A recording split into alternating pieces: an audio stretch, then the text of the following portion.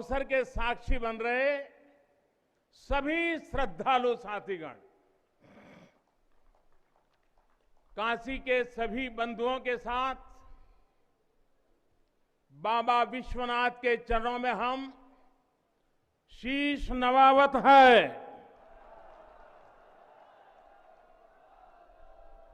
माता अन्नपूर्णा के चरणन का बार बार वंदन करत है। अभी मैं बाबा के साथ साथ नगर कोतवाल काल भैरव जी के दर्शन करके ही आ रहा हूं। देशवासियों के लिए उनका आशीर्वाद लेकर आ रहा हूं। काशी में कुछ भी खास हो, कुछ भी नया हो, तो सबसे पहले उनसे पूछना आवश्यक है। मैं काशी के कोतवाल के चरणों में भी प्रणाम करता हूं। गंगा तरंग रमणीय जटा कलापम, गौरी निरंतर विभूषित वाम भागम, नारायण प्रिय मनंग मदापहारम, वाराणसी पुरपतिम भज विश्वनाथम।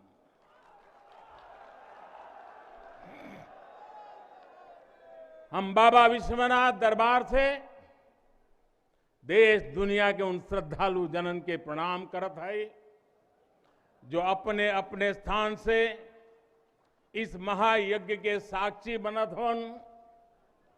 हम आप सब काशीवासी लोगन के प्रणाम करत है जिनके सहयोग से इस शुभ घड़ी आयल है। हृदय गदगद है, मन आह्लादित है। आप सब लोगन के बहुत बहुत बधाई है।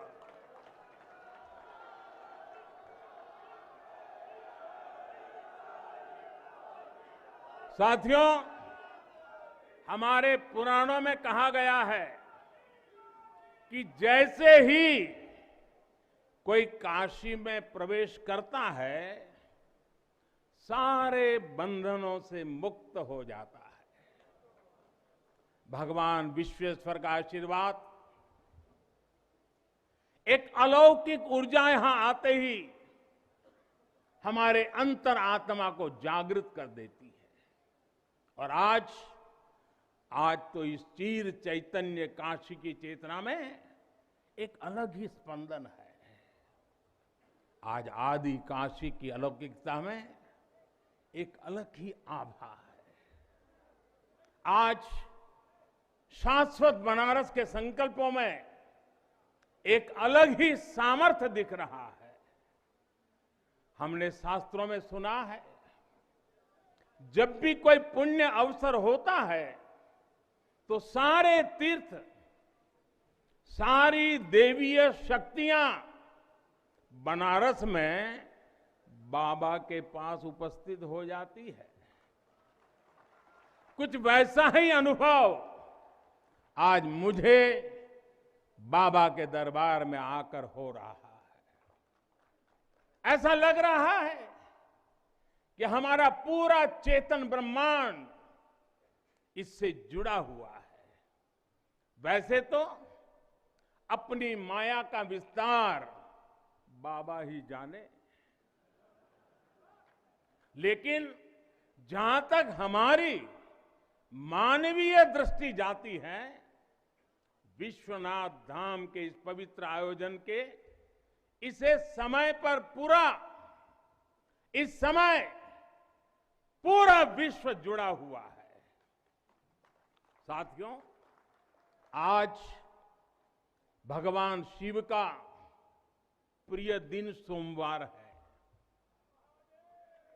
आज विक्रम संवत 2078 मार्गशीर्ष शुक्ल पक्ष दशमी तिथि एक नया इतिहास रच रही है।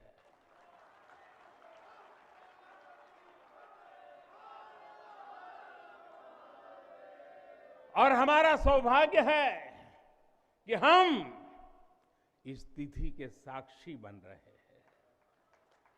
आज विश्वनाथ धाम अकल्पनीय अनंत ऊर्जा से भरा हुआ है। उसका वैभव विस्तार ले रहा है।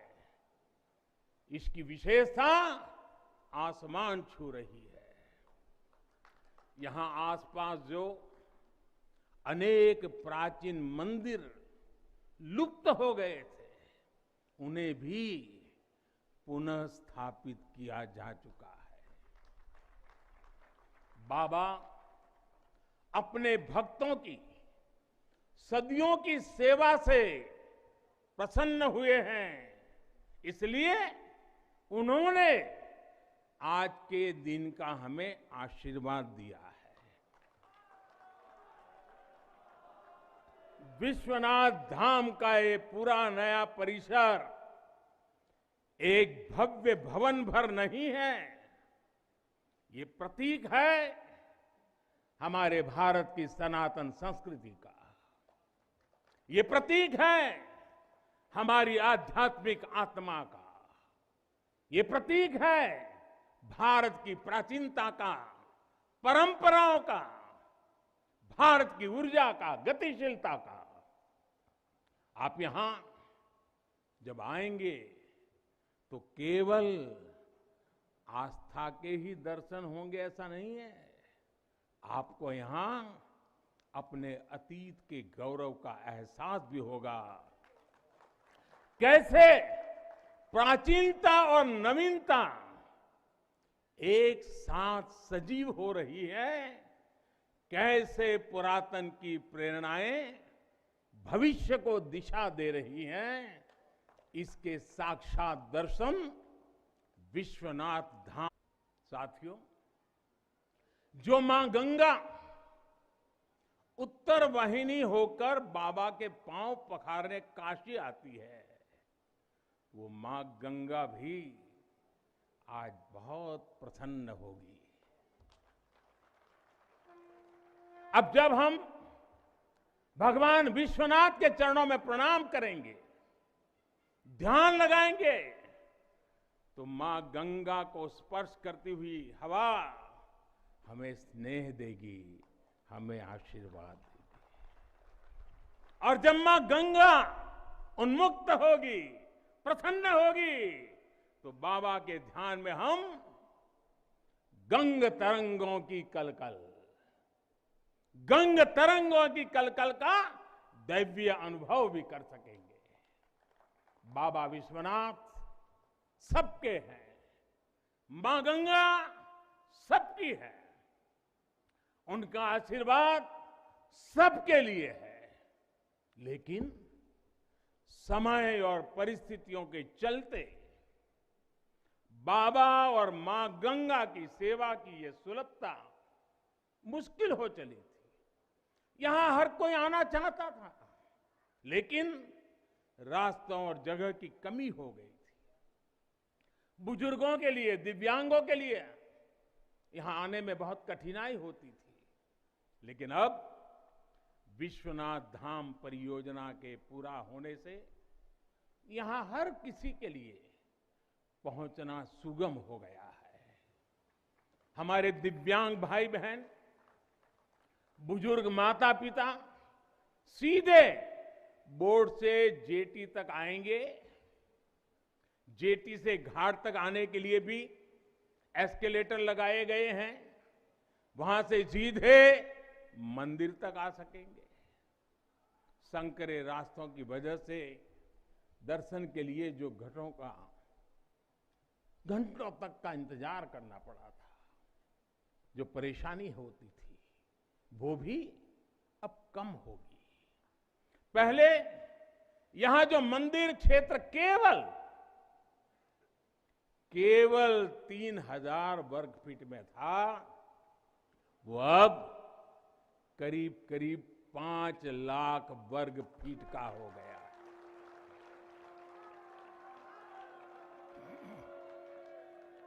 अब मंदिर और मंदिर परिसर में 50-60-70 हजार श्रद्धालु आ सकते हैं। यानी पहले मां गंगा का दर्शन स्नान और वहां से सीधे विश्वनाथ धाम, यही तो है हर हर महादेव। साथियों, जब मैं बनारस आया था तो एक विश्वास लेकर आया था। विश्वास अपने से ज्यादा बनारस के लोगों पर था, आप पर था। आज हिसाब किताब का समय नहीं है, लेकिन मुझे याद है तब कुछ ऐसे लोग भी थे जो बनारस के लोगों पर संदेह करते थे। कैसे होगा, होगा ही नहीं, यहां तो ऐसे ही चलता है। ये मोदी जी जैसे बहुत आके गए। मुझे आश्चर्य होता था कि बनारस के लिए ऐसी ही धारणाएं बना ली गई थी, ऐसे तर्क दिए जाने लगे थे। ये जड़ता बनारस की नहीं थी, हो भी नहीं सकती थी। थोड़ी बहुत राजनीति थी, थोड़ा बहुत कुछ लोगों का निजी स्वार्थ, इसलिए बनारस पर आरोप लगाए जा रहे थे। लेकिन काशी तो काशी है, काशी तो अविनाशी है। काशी में एक ही सरकार है।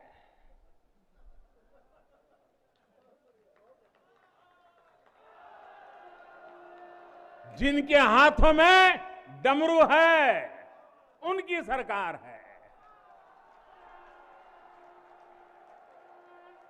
जहां गंगा अपनी धारा बदलकर बहती हो, उस काशी को भला कौन रोक सकता है। काशी खंड में भगवान शंकर ने खुद कहा है, बिना मम प्रसादम वै कह काशी प्रति प्रद्युत्ते। अर्थात बिना मेरी प्रसन्नता के काशी में कौन आ सकता है, कौन इसका सेवन कर सकता है। काशी में महादेव की इच्छा के बिना न कोई आता है और न यहां उनकी इच्छा के बिना कुछ होता है। यहां जो कुछ होता है महादेव की इच्छा से होता है। ये जो कुछ भी हुआ है महादेव ने ही किया है।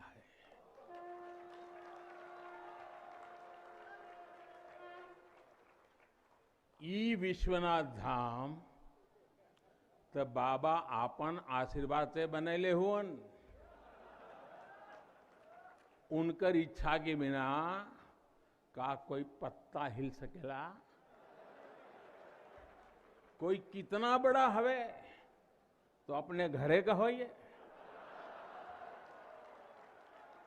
ऊ बोलिए तबे कोई आ सकेला, कुछ कर सकेला। साथियों, बाबा के साथ अगर किसी और का योगदान है तो वो बाबा के गणों का है। बाबा के गण यानी हमारे सारे काशीवासी जो खुद महादेव के ही रूप है।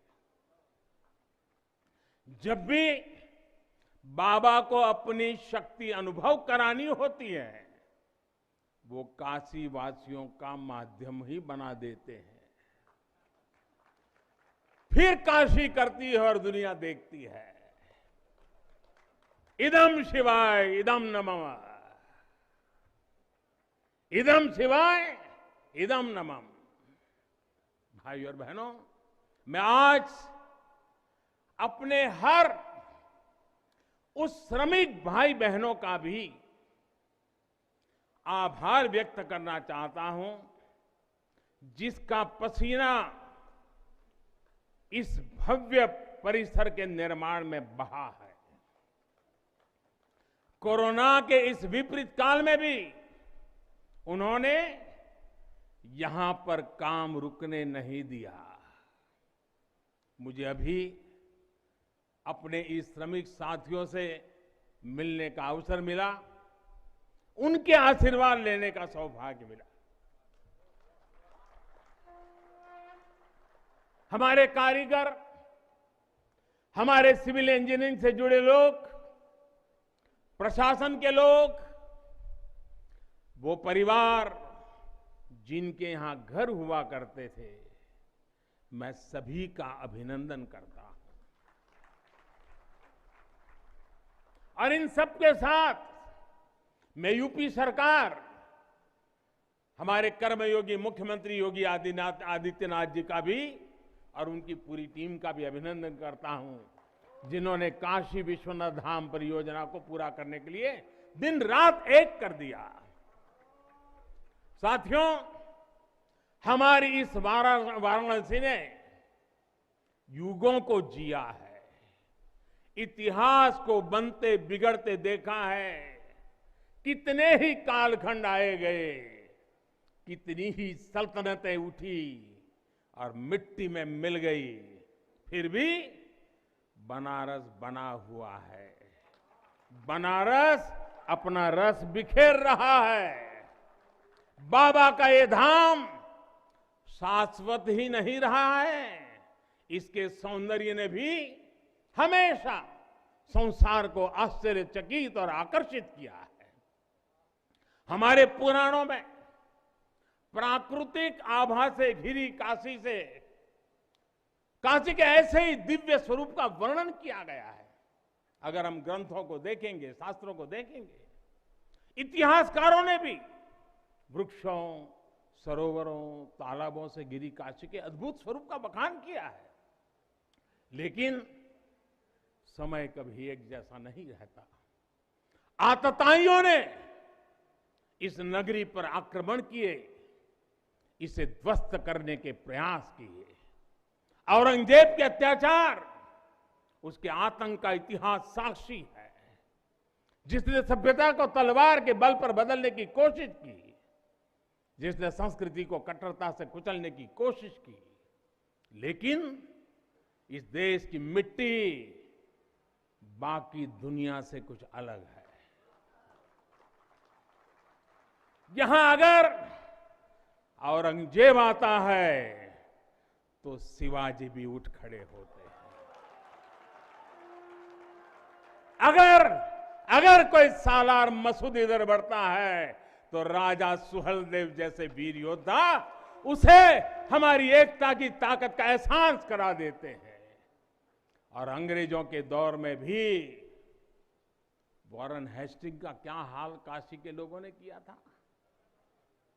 ये तो काशी के लोग समय समय पर बोलते रहते हैं और काशी की जुबान पे निकलता है, घोड़े पर होदा और हाथी पर जिन जान लेकर भागल वॉरेन हेस्टिंग। साथियों, आज समय का चक्र देखिए, आतंक के वो पर्याय इतिहास के काले पन्नों तक सिमट कर रह गए हैं। और मेरी काशी आगे बढ़ रही है, अपने गौरव को फिर से नई भव्यता दे रही है।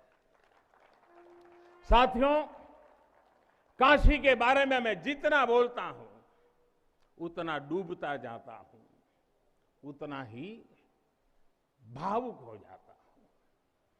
काशी शब्दों का विषय नहीं है, काशी संवेदनाओं की सृष्टि है। काशी वो है जहां जागृति ही जीवन है। काशी वो है जहां मृत्यु भी मंगल है। काशी वो है जहां सत्य ही संस्कार है। काशी वो है जहां प्रेम ही परंपरा है। भाइयों बहनों, हमारे शास्त्रों ने भी काशी की महिमा गाते और गाते हुए आखिर में क्या कहा? नेति नेति ही कहा है। यानी जो कहा उतना ही नहीं है, उससे भी आगे कितना कुछ है। हमारे शास्त्रों ने कहा है, शिवम ज्ञायन इति ब्रूयो, शिवः शब्दार्थ चिंतका, अर्थात शिव शब्द का चिंतन करने वाले लोग शिव को ही ज्ञान कहते हैं। इसलिए ये काशी शिवमयी है, ये काशी ज्ञानमयी है। और इसलिए ज्ञान, शोध, अनुसंधान ये काशी और भारत के लिए स्वाभाविक निष्ठा रहे हैं। भगवान शिव ने स्वयं कहा है, सर्व क्षेत्रेषु भूपृष्ठे, सर्व क्षेत्रेषु भूपृष्ठे काशी क्षेत्रम च मे वपु, अर्थात धरती के सभी क्षेत्रों में काशी साक्षात मेरा ही शरीर है। इसलिए यहां का पत्थर, यहां का हर पत्थर शंकर है। इसलिए हम अपनी काशी को सजीव मानते हैं और इसी भाव से हमें अपने देश के कण कण में मातृभाव का बोध होता है। हमारे शास्त्रों का वाक्य है, दृश्यते स्वर्ग सर्वे है, काश्यम विश्वेश्वर तथा, यानी काशी में सर्वत्र हर जीव में भगवान विश्वेश्वर के ही दर्शन होते हैं। इसलिए काशी जीवत्व को सीधे शिवत्व से जोड़ती है। हमारे ऋषियों ने भी कहा है, विश्वेश्वम शरणम याया समे बुद्धि प्रदास्यति, अर्थात भगवान विश्वेश्वर की शरण में आने पर समबुद्धि व्याप्त हो जाती है। बनारस वो नगर है जहां से जगत गुरु शंकराचार्य को श्री डोम राजा की पवित्रता से प्रेरणा मिली। उन्होंने देश को एकता के सूत्र में बांधने का संकल्प लिया। ये वो जगह है जहां भगवान शंकर की प्रेरणा से गोस्वामी तुलसीदास जी ने रामचरितमानस जैसी अलौकिक रचना की। यहीं की धरती सारनाथ में भगवान बुद्ध का बोध संसार के लिए प्रकट हुआ। समाज सुधार के लिए कबीरदास जैसे मनीषी यहां प्रकट हुए। समाज को जोड़ने की जरूरत थी तो संत रविदास जी की भक्ति की शक्ति का केंद्र भी ये काशी बनी। ये काशी अहिंसा और तप की प्रतिमूर्ति 4 जैन तीर्थंकरों की धरती है। राजा हरिश्चंद्र की सत्य निष्ठा से लेकर वल्लभाचार्य और रामानंद जी के ज्ञान तक, चैतन्य महाप्रभु और समर्थ गुरु रामदास के से लेकर स्वामी विवेकानंद और मदन मोहन मालवीय तक कितने ही ऋषियों और आचार्यों का संबंध काशी की पवित्र धरती से रहा है। छत्रपति शिवाजी महाराज ने यहां प्रेरणा पाई। रानी लक्ष्मीबाई से लेकर चंद्रशेखर आजाद तक कितने ही सेनानियों की कर्मभूमि जन्मभूमि काशी रही है। भारतेंदु हरिश्चंद्र, जयशंकर प्रसाद, मुंशी प्रेमचंद, पंडित रविशंकर और बिस्मिल्लाह खान जैसी प्रतिभाएं इस स्मरण को कहां तक लेते जाए, कितना कहते जाए, भंडार भरा पड़ा है। जिस तरह काशी अनंत है, वैसे ही काशी का योगदान भी अनंत है। काशी के विकास में इन अनंत पुण्य आत्माओं की ऊर्जा शामिल है। इस विकास में भारत की अनंत परंपराओं की विरासत शामिल है। इसलिए हर मत मतांतर के लोग, हर भाषा वर्ग के लोग यहां आते हैं तो यहां से अपना जुड़ाव महसूस करते हैं। साथियों, काशी हमारे भारत की सांस्कृतिक, आध्यात्मिक, राजधानी तो है ही, ये भारत की आत्मा का एक जीवंत अवतार भी है। आप देखिए, पूरब और उत्तर को जोड़ती हुई यूपी में बसी ये काशी, यहां विश्वनाथ मंदिर को तोड़ा गया तो मंदिर का पुनर्निर्माण माता अहल्याबाई होलकर ने करवाया। जिनकी जन्मभूमि महाराष्ट्र थी, जिनकी कर्मभूमि इंदौर, माहेश्वर और अनेक क्षेत्रों में थी, उन माता अहल्याबाई होलकर को आज मैं इस अवसर पर नमन करता हूं। 200-250 साल पहले उन्होंने काशी के लिए इतना कुछ किया था, तब के बाद काशी के लिए इतना काम अब हुआ है। साथियों, बाबा विश्वनाथ मंदिर की आभा बढ़ाने के लिए पंजाब से महाराजा रणजीत सिंह ने 23 मण सोना चढ़ाया था। इसके शिखर पर सोना मढ़वाया था। पंजाब से पूज्य गुरु नानक देव जी भी काशी आए थे, यहां सत्संग किया था। दूसरे सिख गुरुओं का भी काशी से विशेष रिश्ता रहा था।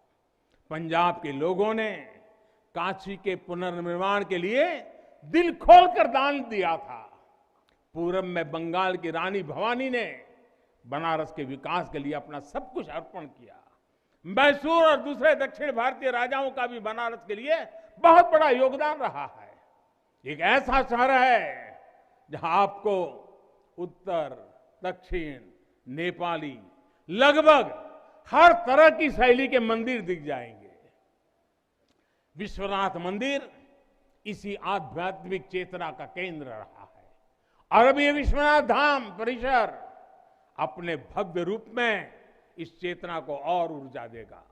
साथियों, दक्षिण भारत के लोगों की काशी के प्रति आस्था, दक्षिण भारत का काशी पर और काशी का दक्षिण भारत पर प्रभाव हम सब भली भांति जानते हैं। एक ग्रंथ में लिखा है, तेनो पयाथेन कदाचनात् वाराणसीम पाप निवारणम आवादी वाणी बलिना सविष्यन विलोक्य लीला वासरे विलिप्ता। कन्नड़ भाषा में कहा गया है, यानी जब सदगुरु माधवाचार्य जी अपने शिष्यों के साथ चल रहे थे तो उन्होंने कहा था कि काशी के विश्वनाथ पाप का निवारण करते हैं। उन्होंने अपने शिष्यों को काशी के वैभव और उसकी महिमा के बारे में भी समझाया। साथियों, सदियों पहले की ये भावना निरंतर चली आ रही है। मां कवि सुब्रमण्यम भारती काशी प्रवास ने जिनके जीवन की दिशा बदल दी, उन्होंने एक जगह लिखा है, तमिल में लिखा है, काशी नगर पुलवर पेशुम उरई दान कांजी इल के पदर कौर खरूबी सेवोम। यानी काशी नगरी के संत कवि का भाषण कांचीपुर में सुनने का साधन बनाएंगे। काशी से निकला हर संदेश ही इतना व्यापक है कि देश की दिशा बदल देता है। वैसे मैं एक बात और कहूंगा, मेरा पुराना अनुभव है, हमारे घाट पर रहने वाले, नाव चलाने वाले कई बनारसी साथी तो, और आपने भी कभी अनुभव किया होगा, तमिल, कन्नड़ा, तेलुगु, मलयालम इतनी फराटेदार तरीके से बोलते हैं कि लगता है कि कहीं केरला, तमिलनाडु या कर्नाटक तो नहीं आ गए। अब इतना बढ़िया बोलते हैं। साथियों, भारत की हजारों सालों की ऊर्जा ऐसे ही तो सुरक्षित रही है, संरक्षित रही है। जब अलग अलग स्थानों के क्षेत्रों के सूत्र से जुड़ते हैं तो भारत एक भारत श्रेष्ठ भारत के रूप में जागृत होता है। इसलिए हमें सौराष्ट्र सोमनाथम से लेकर अयोध्या, मथुरा, माया, काशी, कांची, अवंतिका का हर दिन स्मरण करना सिखाया जाता है। हमारे यहां तो 12 ज्योतिर्लिंगों के स्मरण का ही फल बताया गया है। तस्य तस्य फल प्राप्ति ही भविष्यति न संशय। यानी सोमनाथ से लेकर विश्वनाथ तक 12 ज्योतिर्लिंगों का स्मरण करने से हर संकल्प सिद्ध हो जाता है, इसमें कोई संशय ही नहीं है। ये संशय इसलिए नहीं है क्योंकि स्मरण के बहाने पूरे भारत का भाव एकजुट हो जाता है। और जब भारत का भाव आ जाए तो संशय कहां रह जाता है, असंभव क्या बचता है। साथियों, ये भी सिर्फ संयोग नहीं है कि जब भी काशी ने करवट ली है, कुछ नया किया है, देश का भाग्य भी बदला है। बीते 7 वर्षों से काशी में चल रहा विकास का महायज्ञ आज एक नई ऊर्जा को प्राप्त कर रहा है। काशी विश्वनाथ धाम का लोकार्पण भारत को एक निर्णायक दिशा देगा, एक उज्जवल भविष्य की तरफ ले जाएगा। ये परिसर साक्षी है हमारे सामर्थ्य का, हमारे कर्तव्य का। अगर सोच लिया जाए, ठान लिया जाए तो असंभव कुछ भी नहीं है। हर भारतवासी की भुजाओं में वो बल है, हर भारतवासी की भुजाओं में वो बल है जो अकल्पनीय को साकार कर देता है।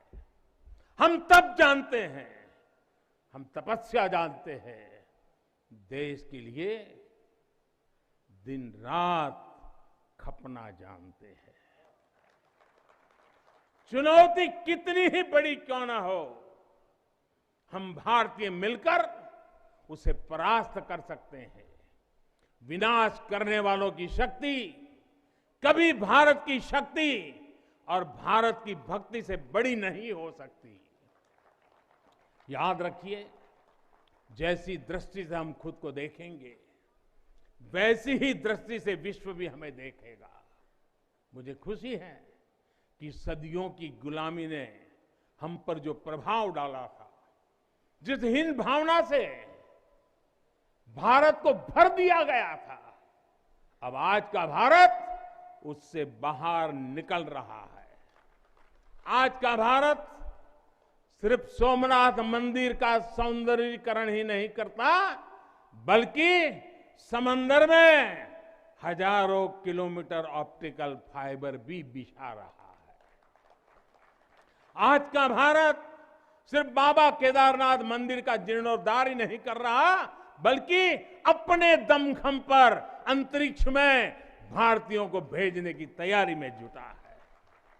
आज का भारत सिर्फ अयोध्या में प्रभु श्री राम का मंदिर ही नहीं बना रहा, बल्कि देश के हर जिले में मेडिकल कॉलेज भी बना रहा है।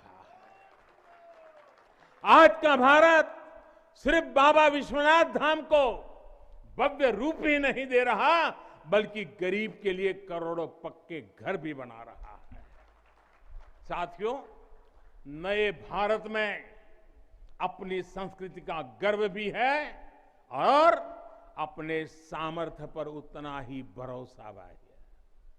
नए भारत में विरासत भी है और विकास भी है। आप देखिए, अयोध्या से जनकपुर आना जाना आसान बनाने के लिए राम जन्म की मार्ग का निर्माण हो रहा है। आज भगवान राम से जुड़े स्थानों को रामायण सर्किट से जोड़ा जा रहा है और साथ ही रामायण ट्रेन चलाई जा रही है। बुद्ध सर्किट पर ही काम हो रहा है तो साथ ही कुशीनगर में इंटरनेशनल एयरपोर्ट भी बनाया गया है। करतारपुर साहिब कॉरिडोर का निर्माण किया गया है, तो वहीं हेमकुंड साहिब जी के दर्शन आसान बनाने के लिए रोपवे बनाने की भी तैयारी है। उत्तराखंड में 4 धाम सड़क महापरियोजना पर भी तेजी से काम जारी है। भगवान विट्ठल के करोड़ों भक्तों के आशीर्वाद से श्री संत ज्ञानेश्वर महाराज पालकी मार्ग और संत तुकाराम महाराज पालकी मार्ग का भी काम अभी कुछ हफ्ते पहले शुरू हो चुका है। साथियों, केरला में गुरुवायूर मंदिर हो या तमिलनाडु में कांचीपुरम वेलंकानी, तेलंगाना का जोगलांबा देवी मंदिर हो या फिर बंगाल का बेलूर मठ, गुजरात में द्वारका जी हो या फिर अरुणाचल प्रदेश का परशुराम कुंड, देश के अलग अलग राज्यों में हमारी आस्था और संस्कृति से जुड़े ऐसे अनेकों पवित्र स्थानों पर पूरे भक्ति भाव से काम किया गया है, काम चल रहा है। भाइयों और बहनों, आज का भारत अपनी खोई हुई विरासत को फिर से संजो रहा है। यहां काशी में तो माता अन्नपूर्णा खुद विराजती है।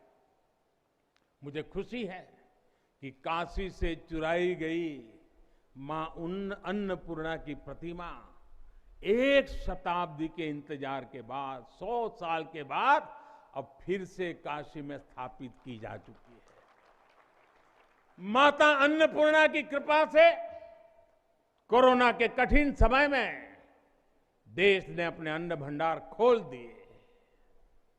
कोई गरीब भूखा न सोए, इसका ध्यान रखा।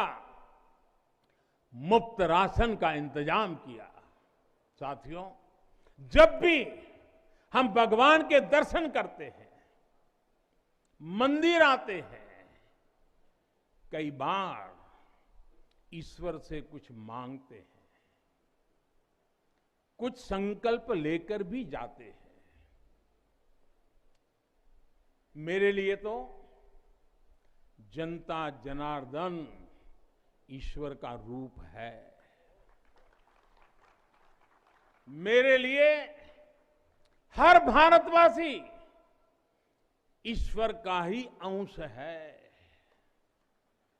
जैसे सब लोग भगवान के पास जाकर के मांगते हैं, जब मैं आपको भगवान मानता हूं, जनता जनार्दन को ईश्वर का रूप मानता हूं, तो मैं आज आपसे कुछ मांगना चाहता हूं। मैं आपसे कुछ मांगता हूं। मैं आपसे अपने लिए नहीं, हमारे देश के लिए 3 संकल्प चाहता हूं। भूल मत जाना, 3 संकल्प चाहता हूं और बाबा की पवित्र धरती से मांग रहा हूं। पहला, स्वच्छता। दूसरा, सृजन। और तीसरा, आत्मनिर्भर भारत के लिए निरंतर प्रयास।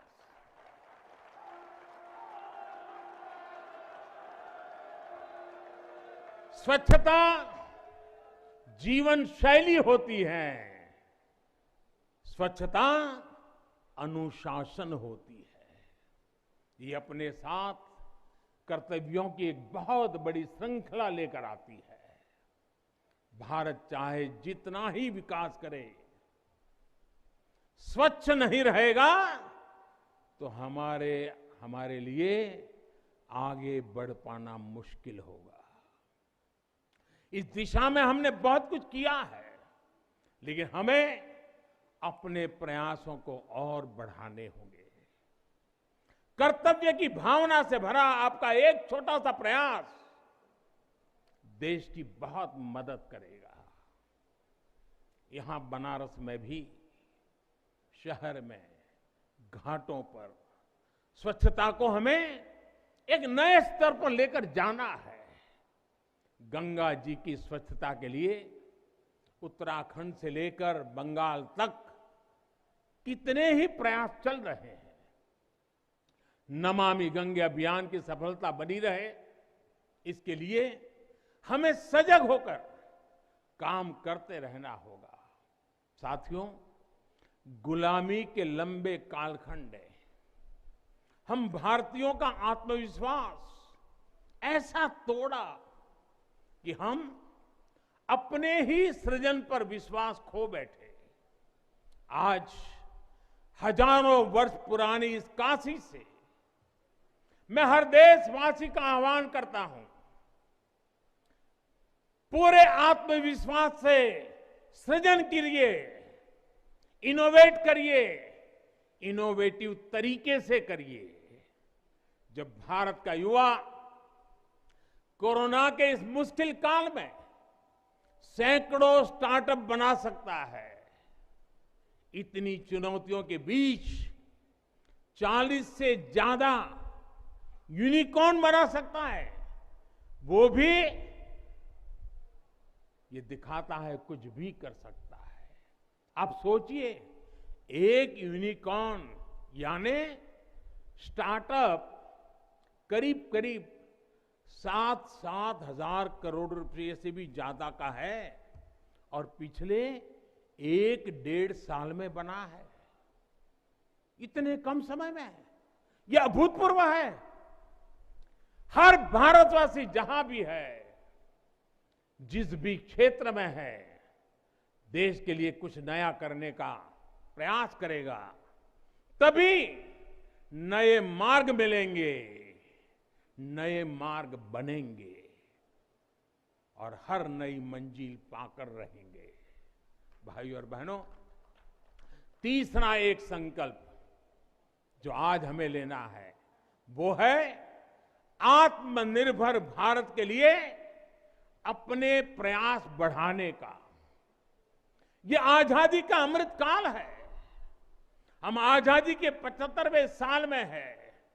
जब भारत 100 साल की आजादी का समारोह बनाएगा, तब का भारत कैसा होगा, इसके लिए हमें अभी से काम करना होगा और इसके लिए जरूरी है हमारा आत्मनिर्भर होना।